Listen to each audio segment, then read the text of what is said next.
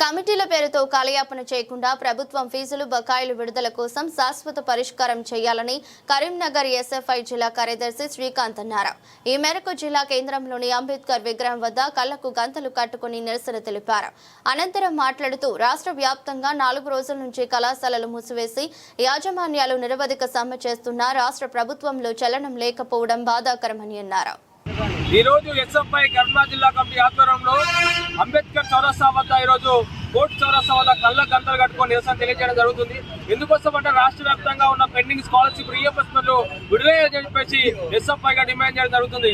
ఇప్పటికే దాదాపు 4 రోజులు గడుస్తున్నా కానీ ఈరోజు విద్యార్థులు కళాశాల యాజమాన్యాలు కళాశాలలు బంద్ చేసుకుని ఈరోజు ధర్నా దిగిన పరిస్థితి ఈ రాష్ట్ర వ్యాప్తంగా కనిపిస్తుంది.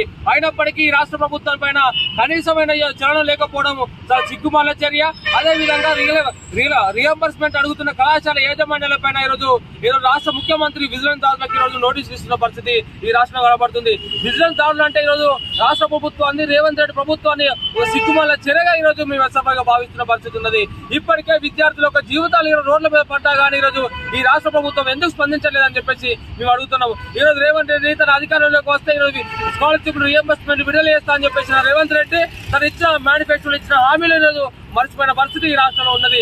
కాబట్టి తక్షణమే పెండింగ్ లో ఉన్న పక్కన విడుదల చేయాలి. లేకపోతే రానున్న రోజుల్లో ఈ రాష్ట్ర వ్యాప్తంగా ఉన్న కాంగ్రెస్ ఎమ్మెల్యేలను అదేవిధంగా మంత్రులను ముఖ్యమంత్రి ఎక్కడికక్కడ అడ్డుకుంటామని చెప్పేసి ఎస్ఎఫ్ఐగా మేము హెచ్చరించడం జరుగుతుంది. నా పేరు శ్రీకాంత్, ఎస్ఎఫ్ఐ జిల్లా కార్యదర్శి.